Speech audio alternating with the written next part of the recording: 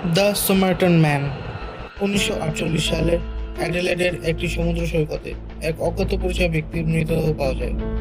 তার কাছে কোনো পরিচয়পত্র ছিল না, মৃত্যুর কোনো স্পষ্ট কারণও জানা যায়নি। কেবল পরিপাটি পোশাকে সজ্জিত এক অপরিচিত ব্যক্তি হিসেবেই তাকে দেখা গিয়েছিল। তার পকেটে পাওয়া গিয়েছিল কাগজের একটি টুকরো, যাতে লেখা ছিল দ্য মামসুক, ফার্সি ভাষা, যার অর্থ হলো শেষ বা সমাপ্ত। এই সূত্রটি তদন্তকারীদের এমন একটি দুর্লভ বইয়ের সন্ধান দেয়, যাতে একটি রহস্যময় সংকেত বা কোড ছিল, যা আজও অমীমাংসিত রয়ে গেছে। কয়েক দশক ধরেই এই ঘটনাটি বিশ্বের অন্যতম বড় রহস্য হয়েছিল। অবশেষে 2020 সালে ডিএনএ বিশ্লেষণের মাধ্যমে ইঙ্গিত পাওয়া যায় যে সোমারটন ম্যান সম্ভবত কার্ল ওয়েব ছিলেন।